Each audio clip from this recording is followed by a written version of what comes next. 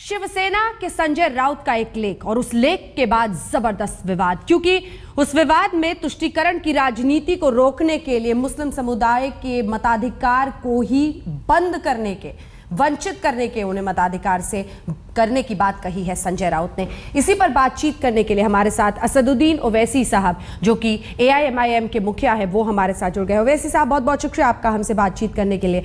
मेरा पहला सवाल आपसे यही, जो संजय राउत ने कहा है उस पर आपका यह कहना है कि उनके खिलाफ कार्रवाई होनी चाहिए, क्या कार्रवाई? देखिए, सबसे पहले यह है कि मुझे पूरा यकीन है कि कोई कार्रवाई नहीं होगी उनके ऊपर, क्योंकि मेरा मानना यह है कि कानून का जो इस्तेमाल होता है या इतलाक जो होता है वो बड़ा सेलेक्टिव होता है। और जो मैं इस बात का मुतालबा कर रहा हूं इस बुनियाद पर कर रहा हूं कि अभी भी मुंबई में इलेक्शन कमीशन ऑफ इंडिया का मॉडल कोड ऑफ कंडक्ट लागू है, और मैं इस बुनियाद पर कह रहा हूं कि अगर कोई ये कहता है कि कॉन्स्टिट्यूशन राइट्स जो मुझे मिले हैं वोट डालने के मुस्लिम्स को, मुझे उससे महरूम कर दिया जाए, इसलिए कि ये बताना क्या चाह रहे हैं कि मैं हिंदुस्तान का शहरी नहीं हूं, वोट कौन नहीं डाल सकता जो इंडिया का सिटीजन नहीं है। तो क्या कॉन्स्टिट्यूशन के ऊपर उंगलियां उठाना, कॉन्स्टिट्यूशन की धज्जियां उड़ाना, ये पागलपन नहीं है? तो क्या बोलेंगे इसको आप? ये कोई अक्लमंदी की बात है ये कि आप कह रहे हैं कि नहीं, इनको निकाल दो और इनका ये क्योंकि वोट बैंक पॉलिटिक्स हो रही है। ये होते कौन है भाई? हमारा जब कॉन्स्टिट्यूशन बनाया जा रहा था तो बड़े बड़े लोग बैठकर कॉन्स्टिट्यूशन बनाए, क्या ये इनका दिमाग, इनकी अकल उनसे ज्यादा है? लेकिन खैर, जो वो कह रहे हैं वो तो साफ तौर पर इस देश के संविधान के खिलाफ है। लेकिन आप जब उनकी राजनीति को समझने की कोशिश करें, क्योंकि संजय राउत, शिवसेना सब एक किस्म की राजनीति करते हैं, तो राजनीतिक रूप से क्या मकसद दिखता है?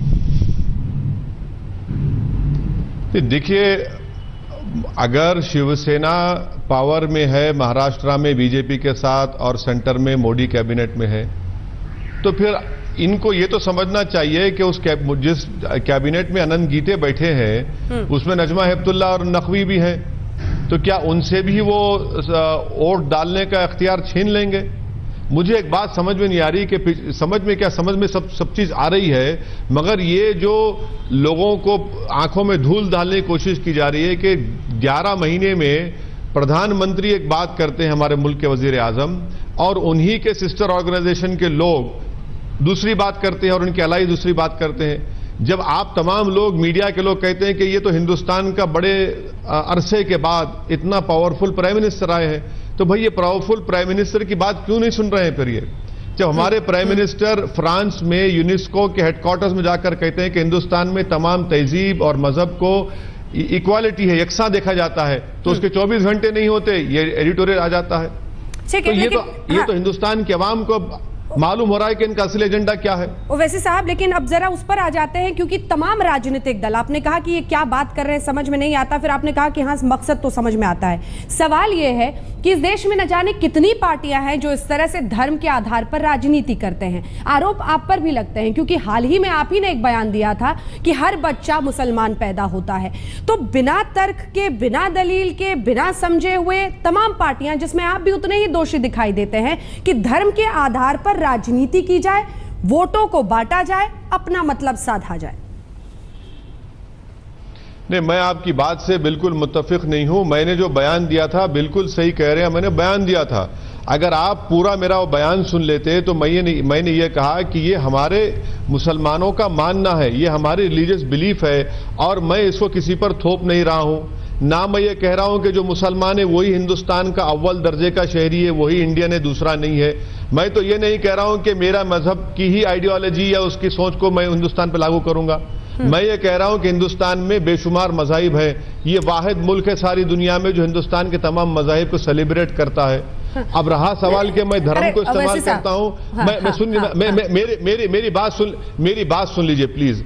अगर आपकी बात में जरा सी भी सच्चाई है तो आप अपना रिसर्च करवा लीजिए कि पिछले 6 महीने पहले जब महाराष्ट्र में असेंबली के इंतखाबात इलेक्शन हुए, ना मेरे अपोनेंट्स ने, ना शिवसेना ने, ना कांग्रेस ने, ना किसी ने मुझे शिकायत की जाकर के इन्होंने इस तरह की बात कही अपनी स्पीच में, ना पुलिस ने, जहां कहीं मैं गया पुलिस ने नोटिस देती थी, ना मुझ पर कोई केस बुक हुआ।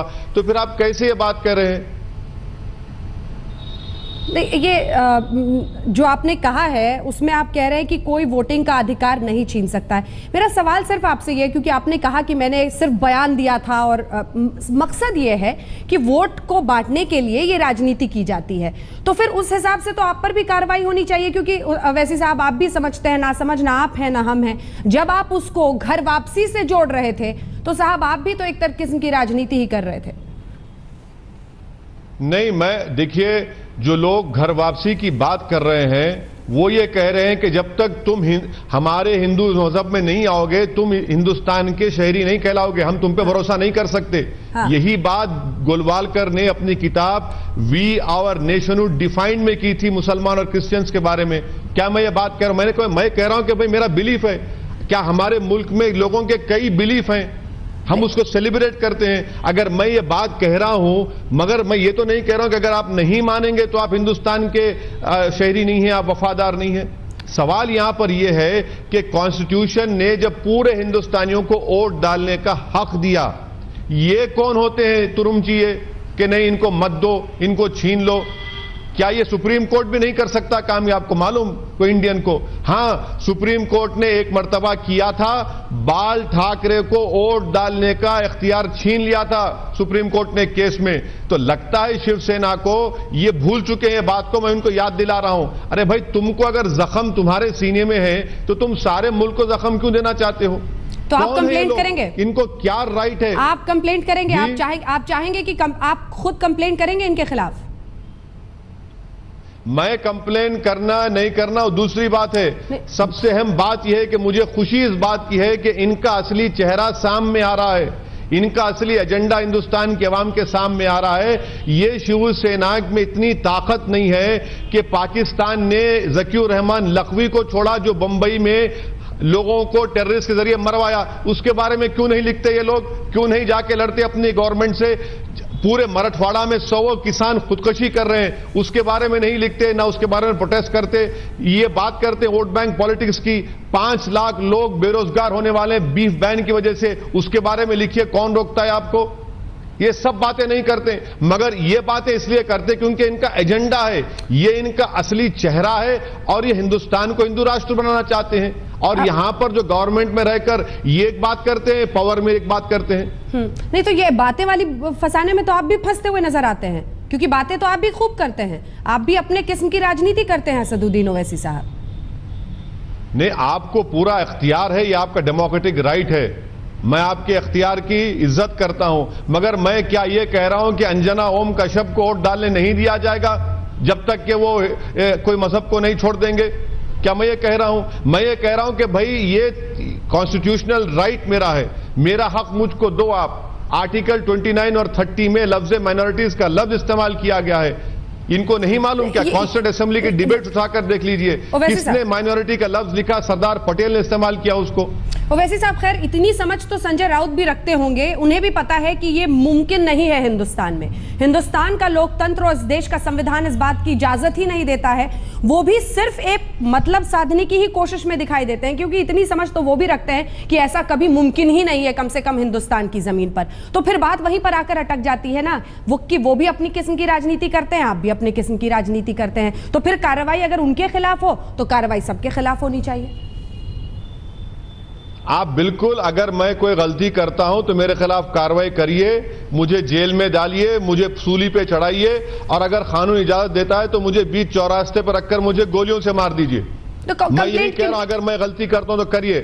नहीं, आप अगर मैं गलती किया हूं, अगर मैं गलती करा हूं तो यकीनन कानून मेरे लिए बराबर है, सबके लिए बराबर है। मेरी शिकायत सिर्फ यही है, मेरी शिकायत सिर्फ इतनी है कि कानून का इस्तेमाल सेलेक्टिव होता है। मेरी शिकायत सिर्फ इतनी है, कानून को इस्तेमाल करिए। अगर आप समझते हैं कि मैं गुनाहगार हूं तो सजा दीजिए मुझे, मैं तैयार हूं, मैं भाग के जाने वाला नहीं हूं। मैं कंप्लेंट क्यों नहीं करते आप? कह रहा हूं अगर उसमें गलती है, हाँ, कानून का वायलेशन होता है तो करिए। अरे कंप्लेन करेंगे मैडम, कितने कंप्लेन है, कितने कंप्लेन किए? बाबरी मस्जिद को शहीद कर दिए मैडम, कंप्लेन है। श्री कृष्णा कमीशन की रिपोर्ट आई, इन्हीं लोगों के खिलाफ कौन सा एक्शन लिया आप? कितने कंप्लेन करे? कभी तो हमारी आंख में झांक कर देखो कि हमारे आंसू भी सूख गए आजकल। कंप्लेंट कितने कंप्लेन किए, किस पर एक्शन लिए? ठीक ठीक ठीक। नहीं, मेरा अगला सवाल आपसे यह है कि किस तरह की कार्रवाई आप चाहते हैं? कार्रवाई ये होनी चाहिए कि क्या हमारी जो सेंटर में गवर्नमेंट है, जो इंडिया के कॉन्स्टिट्यूशन के ऊपर तमाम लोगों ने ओथ लिया, महाराष्ट्र में ये लोग कैबिनेट में तमाम ने इंडियन कॉन्स्टिट्यूशन पर ओथ लिया, किसी ने बंच ऑफ थॉट्स पर या सावरकर की किताब पर तो ओथ नहीं लिया ना। तो अगर आप जब कॉन्स्टिट्यूशन के ऊपर ओथ लिए तो क्या आप उस ओथ का पासो लिहाज रखेंगे या नहीं रखेंगे? क्या आप हिंदुस्तान के मुसलमान और माइनॉरिटीज को प्रोटेक्शन देंगे या फिर उनको इस तरह से नुकसान पहुंचाने की बात करेंगे? एक्शन तो लेना ये गवर्नमेंट का काम है, सुमोटो एक्शन नहीं ले सकते क्या आप? ठीक है, कौन रोक रहा है इनको सुमोटो एक्शन लेने से? जो आप कह रहे हैं और संजय राउत ने जो कहा है जाहिर तौर पर विवादित है और इस देश के संविधान के खिलाफ है और वो कभी हो भी नहीं पाएगा, मुमकिन भी नहीं है इस देश में। लेकिन जो एक और बहुत बड़ा मुद्दा इससे जुड़ा हुआ है ओवैसी साहब, मैं उस पर आना चाहती हूं। मुस्लिम वोटों के तुष्टीकरण की राजनीति, जितना पुराना हिंदुस्तान है उतना ही पुराना इस तुष्टीकरण की राजनीति का इतिहास भी है। क्या आपको लगता है कि वाकई जरूरत है? क्योंकि ये आरोप आप पर भी कई बार, समाजवादी पार्टी पर भी, कांग्रेस पर भी, तमाम पार्टियों पर इस तरह से लगाई जाती रही और खास तौर पर बीजेपी ने लगाई है कि आप लोग एक खास समुदाय की तुष्टीकरण की राजनीति करते आए हैं। ये भी तो मुद्दा है ना देश में। मैडम, अगर मान भी लिया जाए कि कांग्रेस और बीजेपी शिवसेना के लिए मैं सबसे खराब आदमी हूं, मान लेता हूं थोड़ी देर के, चलिए मान लिए, मुझे यह बताइए कि सच्चर कमेटी ने जो बात कही है वो क्या है? अपीजमेंट है, वोट बैंक पॉलिटिक्स है? जो कुंडू कमेटी ने अभी बात कही वो अपीजमेंट है या वोट बैंक पॉलिटिक्स है? कब ये तो तय कर लो कि ये वोट बैंक पॉलिटिक्स है या अपीजमेंट है। बीजेपी शिवसेना को जब सूट करता है अपीजमेंट, कि जब सूट करता है वोट बैंक पॉलिटिक्स। अरे भाई, तो आप महाराष्ट्र में कोर्ट ने मराठों को स्टे दिया रिजर्वेशन का, मुस्लिम रिजर्वेशन पर स्टे नहीं दिया, तो आप उसको क्यों बर्खास्त कर दिए? आपको किसने रोका था? अगर आपकी नजर में मैं सबसे बड़ा मुल्जिम हूं तो भैया मुझे डिस्प्रूव कर दो आप कि हां तुम गलत हो, हम सच्चे हैं, हम दूध के धुले हुए हैं, हम वोट बैंक की राजनीति नहीं करते, हम अपीजमेंट नहीं करते, तो फिर आपने रिजर्वेशन क्यों नहीं दिया? अब मुझे यह बता दीजिए कि इतने 440 जो कैंडिडेट बीजेपी के खड़े हुए, कांग्रेस के खड़े हुए, ठीक है मैं सबसे खराब आदमी हूं, जहरीला सांप तो मैं ही हूं, ये तमाम के तमाम दूध के धुले हुए हैं। कितने मुस्लिम एमपी जीत के आए पार्लियामेंट में, बताइए मुझे? क्या पॉलिटिकल एम्पावरमेंट कर रहे हैं? एक तरफ तो डेटा आपके सामने, इंपेरिकल डेटा आपके सामने है कि लिटरेसी रेट 59% है। इसकी जिम्मेदार कौन है मैडम? पावर में ये लोग हैं, पूरे रिसोर्सेस इनके पास हैं। हम बोल रहे हैं हम पढ़ना चाह रहे, हमको रिजर्वेशन दो, हमको तमाम चीजों से मुहैया करो, स्कॉलरशिप को डिमांड ड्रिवन करो। आप ये एजेंडे की हमारी बात ही नहीं करते और ये कभी एक तरफ वोट बैंक पॉलिटिक्स। ठीक है, क्या मुस्लिम समुदाय का इस्तेमाल हुआ है राजनीति में? क्या मुस्लिम समुदाय ने अपना इस्तेमाल होने दिया है राजनीति में? दोनों सवालों का जवाब। दोनों सवालों का जवाब यह है कि जहां तक मुसलमानों का आज जो पोजीशन है पॉलिटिकली, सोशली, एजुकेशनली, यकीनन मुसलमान इसके जिम्मेदार हैं। क्यों? कितने जिम्मेदार हैं? क्योंकि इन्होंने आंख बंद करके ऐसे पार्टियों पर भरोसा किया जिन्होंने इनका वोट हासिल किया मगर नतीजे में कुछ नहीं दिया। अब ये लोग पावर में आए हैं, बीजेपी शिवसेना, जो कहते हैं वोट बैंक पॉलिटिक्स, तो आपको कौन रोक रहा है इंसाफ करने के लिए? और आप जब वोट बैंक पॉलिटिक्स की बात करते हैं तो क्या आप हमको हमारे वोटिंग राइट से महरूम करना, ये वोट बैंक की पॉलिटिक्स है? ये इंसाफ की बात कर रहे हैं? पार्लियामानी डेमोक्रेसी में मैडम सबसे बड़ा हक अगर किसी गरीब को, किसी को हासिल है तो वोट डालने का है। वो अपने पसंद और नापसंद का इजहार पोलिंग के दिन करता है, वो मुझे उससे महरूम करना चाह रहे? क्या नियत है इनकी? एक आखिरी सवाल, बोलने में और करने में बहुत बात आजाद है। हाँ, एक ब्रेक के लिए मुझे रुकना पड़ रहा है, बने रहिए मेरे साथ, ब्रेक के लिए रुक रहे हैं। लेकिन ब्रेक पर जाने से पहले एक छोटा सा सवाल आपसे पूछना चाह रही हूं जिसका प्लीज संक्षिप्त में जवाब दीजिएगा। जब भी इस तरह की नफरत की राजनीति धर्म के आधार पर करने की कोशिश होती है, क्या असदुद्दीन ओवैसी को दिखता है कि ये मेरे लिए जगह है, यहां पर मैं अपनी राजनीति की नींव खोजता हुआ आगे बढ़ सकता हूं? छोटा सा जवाब।